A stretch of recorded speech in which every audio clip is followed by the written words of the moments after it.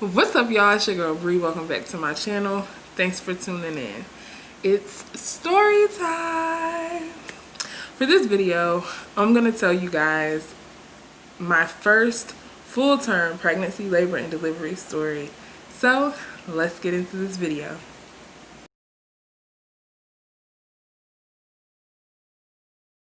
So my pregnancy with my son was technically my third pregnancy because I had two pregnancies prior and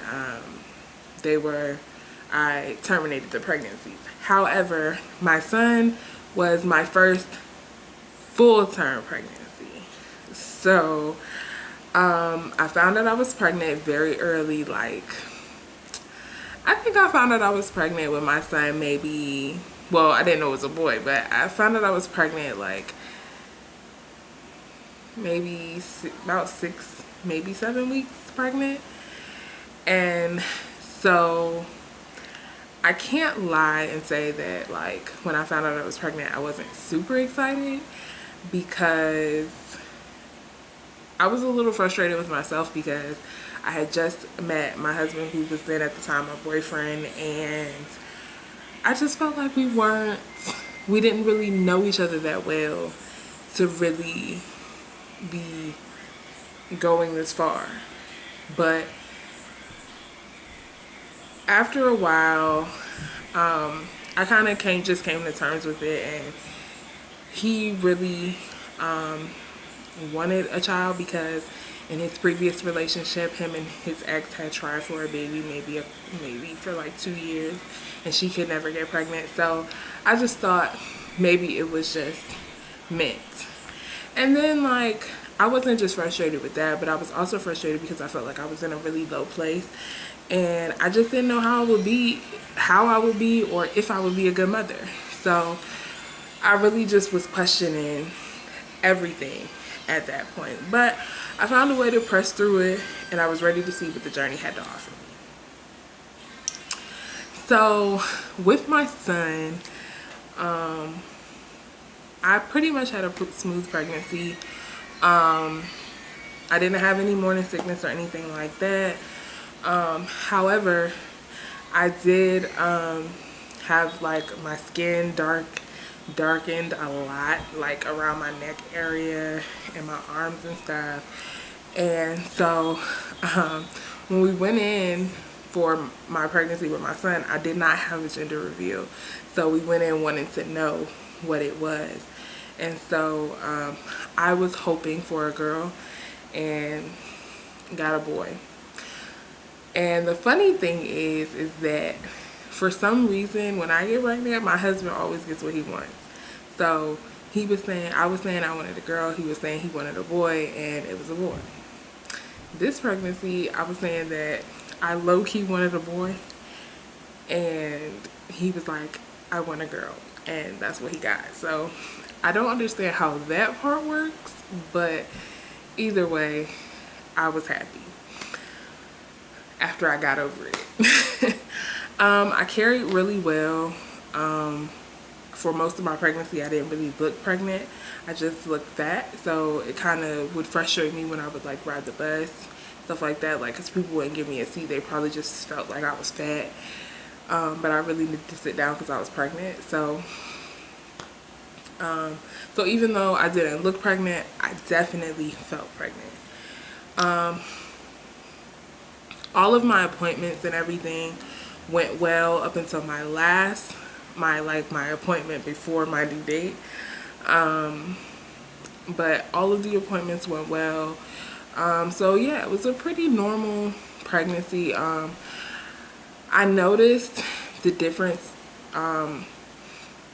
I noticed that I did get more shots, and it may have just been because I hadn't been in their system, so they wanted to make sure that I had everything that I needed.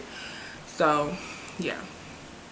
But after I have our princess, I am gonna do a video that is gonna compare both pregnancies, because I am living in a different state than I was when I was pregnant with my son.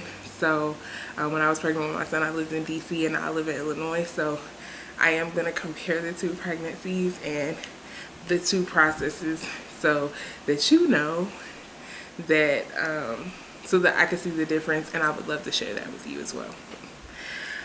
So I carried my son full term, which full term is between 37 and 40 weeks. But I carried my son full term, 39 weeks and 4 days. So let's talk about this labor and delivery, y'all. So at 38 weeks, which was my last appointment, or really it was 39 weeks.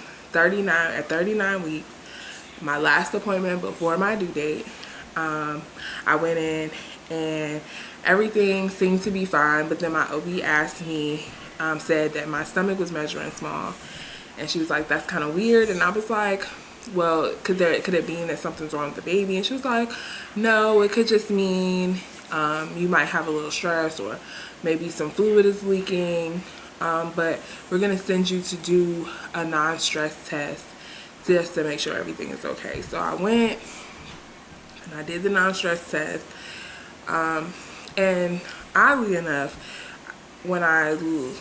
before I left the non-stress test, you know, the doctor that helped me with it was like, oh, you're fine, everything seems to look really normal. So I left and I didn't think anything of it, so I was like, oh, okay, we'll just wait for this situation to happen.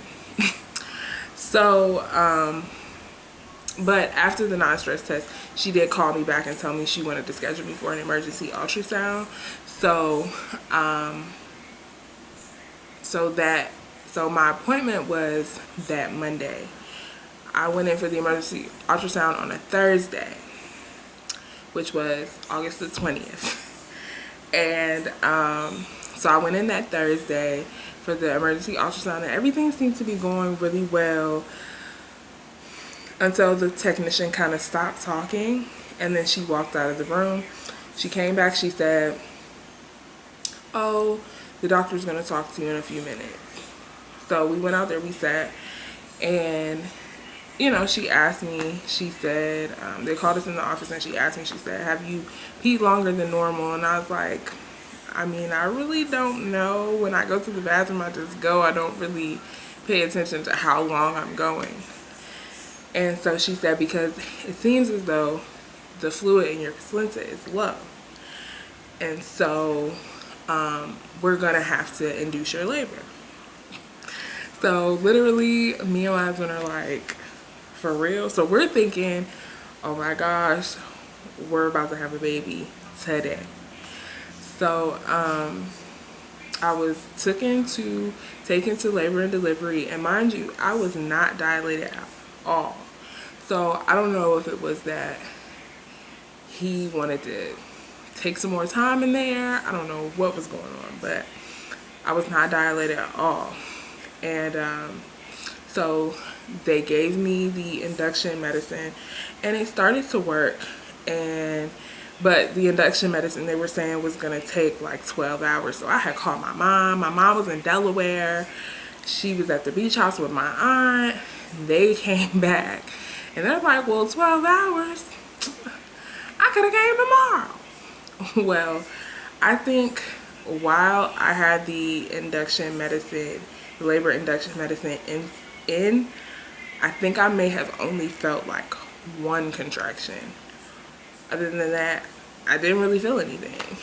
And so, but as the time went on, the medicine started working, and it was causing me to have contractions. However, whenever I would contract, my son's heart rate would drop, but it wouldn't come back up fast enough. So they said, well, we're gonna take it out and see what happens, and then we'll go from there. So they took the medicine out, and this may be too much information for guys, but for women, you know, the labor induction medicine that they use was like a tampon. So they took it out, and when they took it out, they noticed that when I wasn't having contractions, he was fine and his heart rate stayed normal. So the midwives came in and said that they would have to do an emergency C-section. And so I was devastated. I cried. I felt bad because I thought maybe it was something that I had done that had caused this to happen. And so I really just was like really stressed. And so before the C-section, the midwives came and they reassured me that it wasn't nothing that I had done within my time being pregnant that would have caused this. It's just that when you get into labor and delivery, or when that time comes, the doctors and the midwives, they have to pay attention to how the baby is reacting. So if the baby is not reacting well to the medicine, then it's a baby issue. It's not a baby issue, but it's a issue where they have to take other precautions. And so they came in, they talked to me. I ended up having to get a code yellow, which is like they lose the heart rate, they like flip you over, they give you oxygen. Like, it was crazy. So my mom prayed, they took me back for surgery. And I had to get an epidural. And y'all, when I tell you, it was so scary. Because first of all, the anesthesiologist wasn't nice to me. I'm just gonna say it like that. She was not nice to me. The stuff that they put to numb your back before they stick the needle in, she did not tell me it was cold or anything. So when she put the stuff on my back, I jumped because it was cold. And she was like, don't do that, because if you do, and I'm going to put this needle in your back, it could paralyze you, and that would not be good. So, you know, after she put the stuff on me, I stuck it out. Like, oh my God, the needle went in my back. Sidebar, my back has never been the same since I had an epidural. Let me just tell you, okay? So, yeah, the epidural, and so they laid me on my back, and literally I could not feel anything from up underneath my breast down. And really, it just felt like somebody was just in my inside, just moving stuff around and taking stuff out. And so I was just like, Lord, please don't let me have a 420 baby. So it was just really like, I was kind of in and out. And so the midwife went and got my husband's phone, and my husband used to have pictures of like them literally like reaching in my stomach, pulling him out, like freaky. I know. But I knew he was here because I could hear him cry. So on April 21st, 2017 at 1:32 a.m., Bryson Amari Dorn was born, coming in at a whopping 6 pounds, 7 ounces, and 19 inches long. He wasn't a big baby, but he was a long baby. Okay? He was long. So now I'm going to tell you kind of a little bit about my postpartum experience. So I think we were there from like Thursday to I think a Sunday. So we stayed there about 4 days. And my postpartum experience was hard. I felt like breastfeeding in the hospital was easy. But as time went on, my breast began to engorge. And when I left the hospital, literally my breasts were like humongous. And they hurt. And when I went home and I would try to pump, it would just hurt so bad. And so I didn't really know at the time that I was going through postpartum depression, but I was, and it was hard at the beginning. One thing I did learn, and this is for new moms who just had babies or whatever, when your breasts are engorged, if you place a towel, a warm or hot towel, across your chest, the liquid gold will flow like rivers of living water. Okay? It will flow. It will, you know, and it will come out. So it's recommended that you pump often. If you pump often, it'll flow naturally. But if you do struggle, you can pump in the shower. You can pump in the shower. You can do the warm towel, and that usually helps. So that's just a side tip. And if you have any other tips and tricks about breastfeeding, let me know in the comments below, because for our new baby, I definitely want to try a little bit harder this time to breastfeed before I go straight to formula. So yeah. But I did have a breakdown because having a C-section can sometimes put a strain or disconnect you with your infant. And so I felt the disconnect because after having a C-section, you go to like post-op and you kind of wake up enough to feed the baby, but that's it. And then you're out again, and you know, you're just kind of like trying to get yourself back together. And so I really felt the disconnect because my husband was doing a lot in the hospital while I was recovering from, you know, being cut open, and aside from feeding, of course. But after I got home, you know, in the first couple weeks, or maybe the first maybe the first couple weeks or the first month, like I was able to breastfeed. But then after a while, not being consistent and then having a lot of stress caused my milk to dry up, so I had to switch to formula. And part of me felt like I was less than a woman, because they say it's better if the milk comes from you than to, you know, use formula. Formula is there if you need it, but it's better if the milk comes from you. So I felt less than a woman. I kind of felt less than a mother as well. But, you know, I just did what I had to do. And I just stuck to the formula. So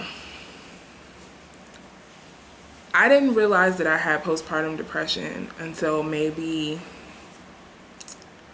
I want to say like 4 or 5 months in. And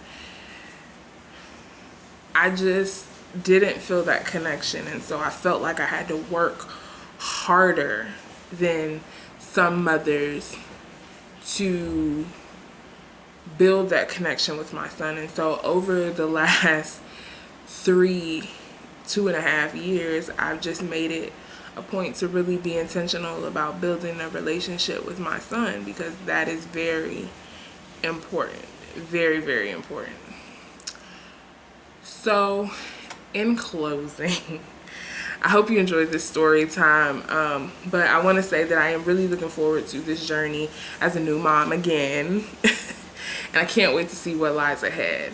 And so I would really love if you would let me know in the comments below what your pregnancy experience has been, if you're expecting now, and if you have multiple children, let me know about your labor and delivery experience and what it was like. I love to hear about it. Don't forget also that I am a brand ambassador for Lil Stewart Store, and if you go on their website and you use my code BreezeWorld20, you get 20% off your entire purchase, and it will be linked in the description box below. Once again, thanks for watching this video. Don't forget to like, comment, and subscribe, and click the bell for notifications, because I'm telling you, this content is coming and you don't want to miss it. So know that I love you, and I'll see you in the next video. Bye.